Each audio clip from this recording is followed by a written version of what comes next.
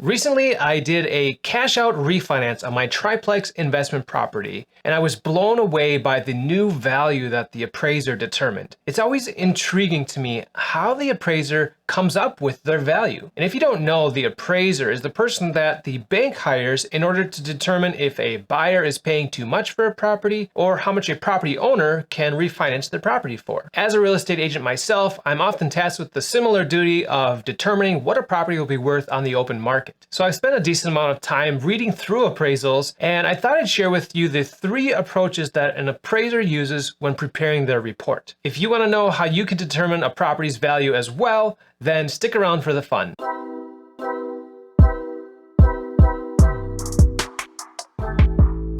What's up everybody, John Stiles here with Bridge Realty, helping people like you buy, sell, and invest in multifamily real estate in the Twin Cities. Thank you so much for checking out this video. I really appreciate it. The first approach that an appraiser uses is called the sales comparison approach. This is where the appraiser identifies similar properties nearby that have recently sold. There are several things to consider when determining what a comparable property is. Ideally, it will be located no more than 1 mile away, and it will also be within the same neighborhood. And what that means is if you have to cross over any major roadway or a railroad or a major body of water or anything else that changes which neighborhood you are in, then you have gone too far. Different neighborhoods are going to have different property values. Ideally, you want the property to have a similar physical age and effective age. And what I mean by that is if you have updates to the property, that can extend its useful life and reduce its effective age. Ideally, you want the comparables to be the same style. So if you're looking at a fourplex or a triplex or a duplex, then you want the comparable to be the same style as your subject property. The same concept is applied to single family homes. So if you're looking at a 2-story or a 1-story or a split entry, again, you want your subject and your comparables to be a match. It's also important that when you're looking for comparables, you find properties that are similar square footage, similar number of bedrooms, similar number of bathrooms, number of garages, and any other specific characteristics that are important to your subject property. Basically, you want to find the same exact property nearby and that has recently sold. The problem with this approach is that it can be difficult to find an exact comparable. For example, with my triplex that was recently appraised, there aren't as many triplexes as there are fourplexes and duplexes. Also, my property was built in 2006, and I've made several improvements in recent years, so it's in pretty decent condition. Most of the triplexes in my neighborhood were built between 80 to 120 years ago, and several of them weren't built as triplexes. They're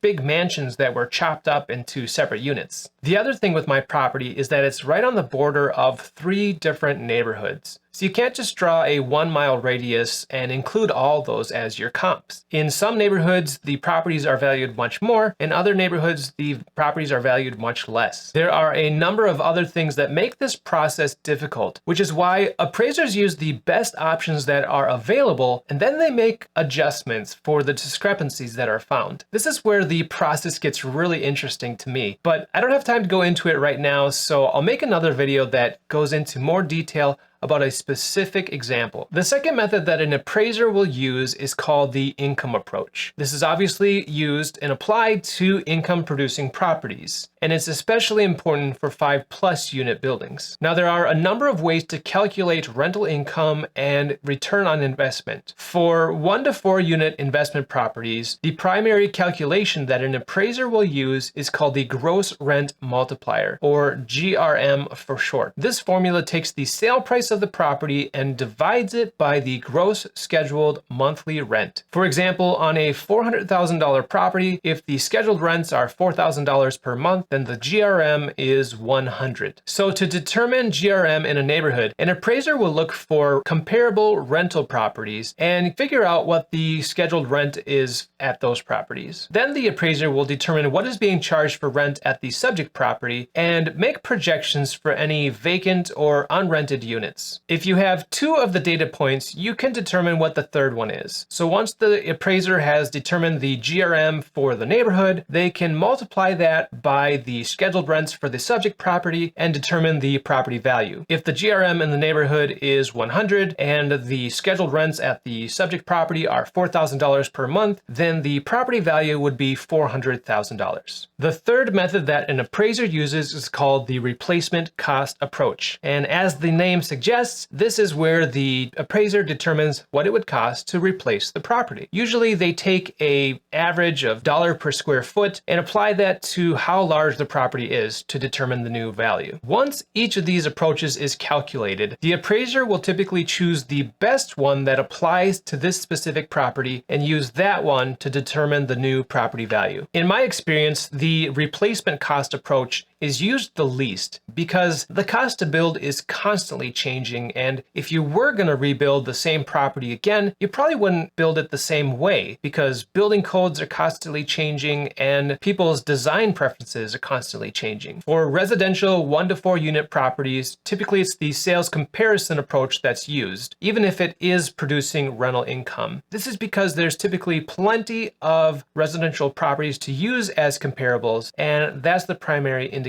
for that type of property. For 5+ unit investment properties, the income approach is dominant. 5+ unit buildings are considered commercial and they are valued similar to businesses. The value of the property is based on the income it can produce. So there you have it, the 3 approaches to valuing real estate. At the end of the day, the appraiser is going to use the data they collect as well as their experience to determine what the new property value is. I hope this was helpful for you to understand a little bit more about property valuations. If you want to see more videos about business, mindset, and investing in multifamily real estate, then be sure to subscribe to this YouTube channel. I'm planning to post videos here weekly, so hit the bell and you'll get notified about the next one when it comes out. And remember, your reality is your decision.